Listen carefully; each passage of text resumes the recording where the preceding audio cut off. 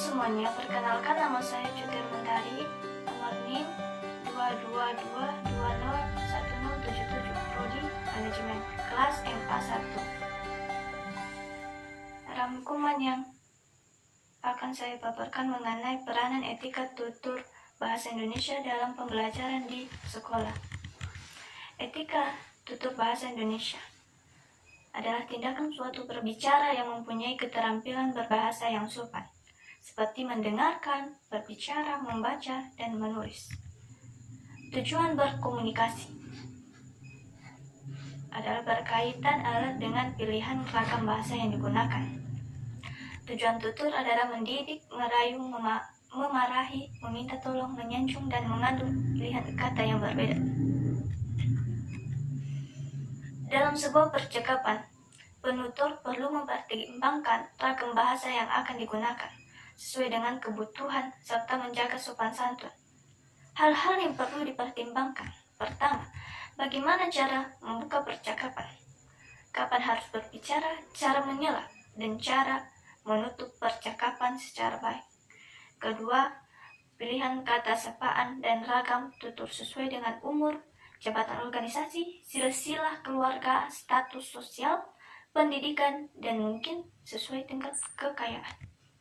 Ketiga, suasana pembicara seperti marah, merayu, bahagia, sedih, dan sebagainya.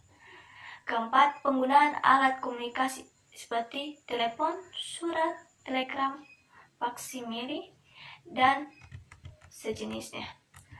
Kelima, norma sosial yang berlaku di masyarakat seperti agama dan adat istiadat. Adapun menurut Hamas dalam Sukatma tahun 2012 tentang seseorang berbahasa yang perlu dipertimbangkan: pertama, latar dan suasana pembicaraan. Kedua, siapa peserta bicaranya, atau siapa orang pertama, kedua, atau bahkan ketiga. Ketiga, tujuan pembicaraan yang jelas. Keempat, urutan, aturan, atau giliran bicara atau cara menyela secara benar. Kelima, topik pembicaraan sesuai. Keenam, alat atau saluran bicara yang digunakan seperti telepon, surat, telegram, dan sebagainya yang mempunyai aturan tersendiri. Ketujuh, norma atau sopan santun berbahasa yang berlaku di masyarakat bahasa yang bersangkutan. Kedelapan, ragam bahasa yang tepat atau bahasa yang resmi, santai, ilmiah, dan sebagainya. Adapun faktor penyebab terjadinya kemerosotan etika dalam berbahasa antara lain: yang pertama, perkembangan teknologi yang semakin pesat. Kedua, kebebasan media massa. Ketiga, prinsip demokrasi yang selalu dijadikan dasar berpikir. Untuk mengetahui peranan etika tutur bahasa Indonesia, sebelum itu kita perlu mengetahui apa itu bahasa dan etika. Bahasa merupakan suatu sarana komunikasi, baik itu berbentuk tulisan maupun lisan, dan perkataan-perkataan yang digunakan melahirkan perasaan dan pikiran. Dan etika adalah ilmu tentang apa yang baik dan apa yang buruk, baik itu tentang hak maupun kewajiban moral atau akhlak. Jadi, jika digabungkan, etika dan bahasa adalah artinya suatu kaidah normatif yang penggunaan bahasanya yang menjadi pedoman umum yang disepakati oleh masyarakat sebagai bahasa yang sopan, hormat, dan sesuai dengan tata nilai yang berlaku dalam masyarakat. Tutur sama maksudnya dengan komunikasi. Dalam hal ini, komunikasi menggunakan bahasa tubuh. Komunikasi menggunakan bahasa tubuh adalah suatu bentuk komunikasi untuk menyampaikan pesan dengan menggunakan berbagai simbol bahasa tubuh. Pada pembahasan ini, istilah perilaku bahasa tubuh diartikan serupa karena aktivitas komunikasi bahasa tubuh antar manusia selalu melibatkan bahasa tubuh. Sebelum itu kita akan membahas apa saja yang terdapat dalam peranan tutur bahasa Indonesia. Pertama, apa itu bahasa tubuh? Kedua, apa saja karakteristik umum pada bahasa tubuh? Ketiga, apa fungsi bahasa tubuh? Keempat, apa saja makna bahasa tubuh? Apa itu bahasa tubuh? Bahasa tubuh adalah suatu bentuk komunikasi untuk menyampaikan pesan dengan menggunakan berbagai simbol bahasa tubuh, seperti simbol budaya dan simbol sosial. Kemudian kita perlu tahu apa saja karakteristik umum pada bahasa tubuh. Karakteristik umum pada bahasa tubuh menurut Muhammad tahun 1995. Yang pertama, sebagai cara manusia untuk mengekspresikan perasaan. Kedua, merupakan ekspresi perilaku sehari-hari. Ketiga, makna komunikasi bahasa tubuh sangat tergantung pada teks tertentu. Keempat, pesan bahasa tubuh mendahului pesan verbal. Kelima, bahasa tubuh lebih jujur dibandingkan dengan bahasa verbal. Keenam, komunikasi bahasa tubuh kadang-kadang sulit untuk diinterpretasikan, sehingga membutuhkan adanya pola interpretasi yang holistik. Kemudian, apa fungsi bahasa tubuh? 1. Repetisi, yaitu mengulang-ulang kembali gagasan yang disajikan secara verbal. Contohnya, tanda setuju secara verbal sambil mengangguk-angguk berkali-kali. Seperti contoh berikut.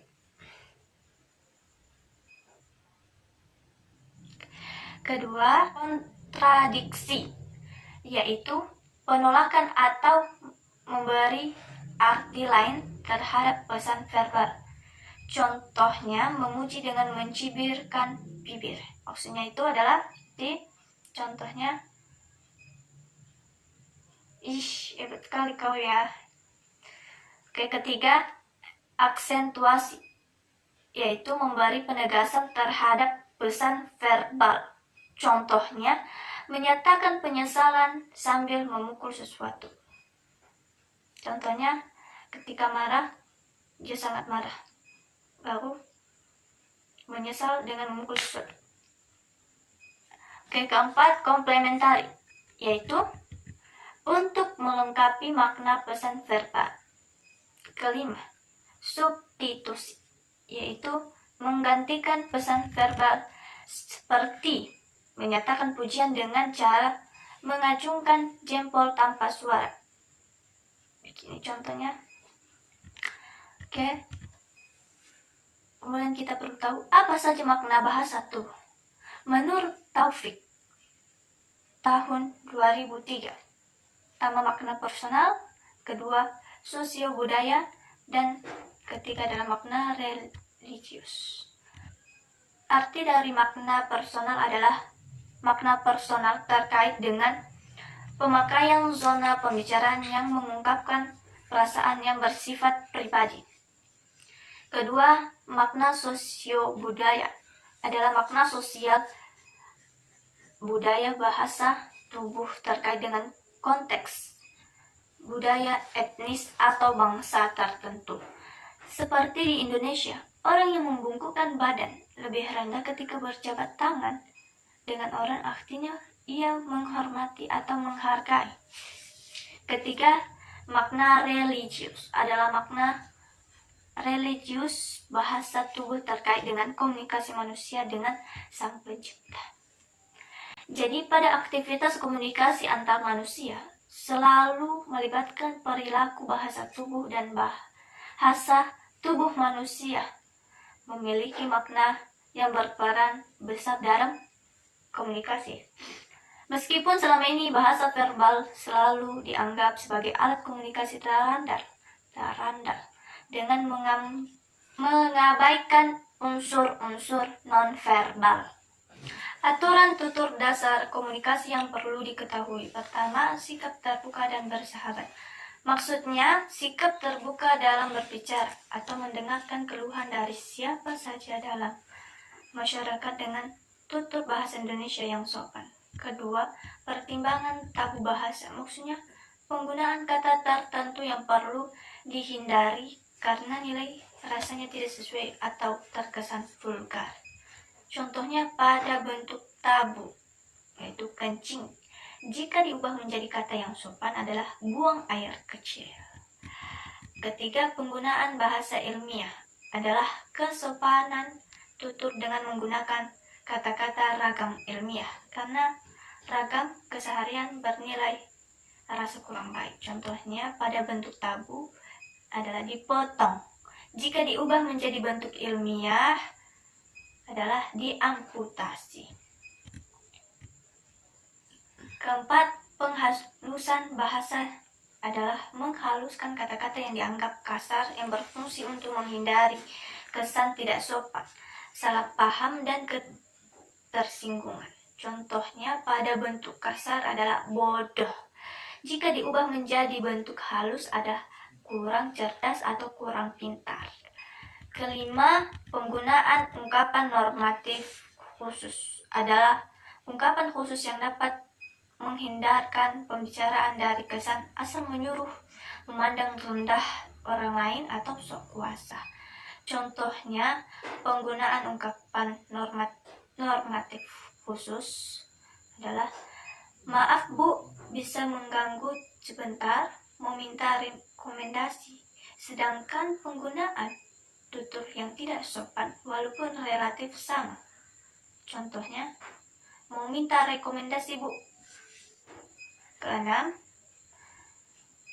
penggunaan pronomina secara tepat. Ada kata ganti orang pertama, kedua, ketiga. Kemudian bentuk biasa seperti aku, kamu, engkau, dia, dan mereka. Bentuk halusnya jika diubah menjadi yang lebih halus adalah saya, hamba, Anda, saudara, tuan, dan beliau. Kata ganti orang pronomina pada kolom pertama biasanya dipakai untuk orang yang setara umur, jabatan, status sosial, dan telah akrab. Pronomina pada kolom kedua biasa dipakai untuk berbicara dengan orang yang perlu dihormati, dan kolom ketiga bentuk sopannya. Ketujuh, pemilihan kata yang bernilai rasa lebih halus. Contohnya bentuk kasarnya, beranak. Jika diubah menjadi bentuk halus atau sopan adalah melahirkan. Kedelapan, penggunaan bahasa tubuh secara tepat. Maksudnya, apabila berbicara dengan orang yang dihormati atau umurnya lebih tua, akan terkesan kurang sopan jika berbicara sambil membuang muka, meletakkan kaki di atas meja, menunjuk-nunjuk seseorang dengan jari ketika berbicara, dan sebagainya. Contohnya, yang nilai sopan seperti menaruh kedua tangan di depan, berjalan dengan agak membungkuk apabila lewat di depan orang yang lebih tua. Itu tandanya adalah menghormati, dan lain-lain. Kesimpulan, peranan tutur bahasa Indonesia di sekolah atau di perkuliahan yakni: pertama, jika berbicara kepada semua orang harus mempunyai sikap sopan dan santun. Kedua, peranan tutur bahasa Indonesia dalam menerapkan etika berbahasa, hendaknya seseorang diberi pengetahuan mengenai aturan-aturan sosial berbahasa, seperti siapa yang berbicara, dengan bahasa apa, kepada siapa, tentang apa, kapan, di mana, dan dengan tujuan apa. Dengan mengetahui aturan-aturan dan dengan tujuan apa, dengan mengetahui aturan-aturan tersebut, seseorang akan lebih mudah dalam memilih kata-kata dalam berkomunikasi. Ketiga, selain itu, dalam aspek sosial yang harus diperhatikan dalam etika berbahasa adalah ketepatan waktu. Artinya dengan mengetahui kapan waktunya kita berbicara dan mendengarkan. Dengan memperhatikan tutur kata dan sopan santun yang digunakan, maka seseorang akan saling menghargai dalam berinteraksi atau berkomunikasi. Dalam berkomunikasi juga harus memperhatikan kualitas volume suara dan gerak-gerik tubuh saat berbicara yang sangat berpengaruh pada etika berbahasa. Dalam penggunaan kualitas volume suara untuk menjaga etika berbahasa, kita harus mengenal terlebih dahulu penuturnya berasal dari mana atau kebiasaan di daerahnya. Seperti penutur yang berasal dari Sumatera akan menggunakan volume suara yang lebih tinggi. Oleh karena itu, dalam menerapkan etika berbahasa, hendaknya mempelajari dahulu kebudayaan, norma atau kode bahasa dalam masyarakat tersebut. Terakhir, manfaat dalam mempelajari tutur kata bagi siswa atau mahasiswi adalah 1. Menjadi seseorang yang selalu berbicara sopan dan santun. 2. Menjadi seseorang yang menghargai perbedaan berkomunikasi pada setiap agama, budaya, ras, kelompok, organisasi, dan lain sebagainya. 3. Menjadi seseorang yang sanggup menyesuaikan diri ketika dihadapkan pada hal-hal yang belum pernah ditemui sebelumnya, khususnya dalam berkomunikasi. 4. Menjadi seseorang yang paham cara menghormati orang lain melalui tutur kata dan sopan santun. Jadi, itulah materi yang saya paparkan mengenai peranan etika tutur bahasa Indonesia dalam pembelajaran di sekolah. Sekian dari saya, terima kasih.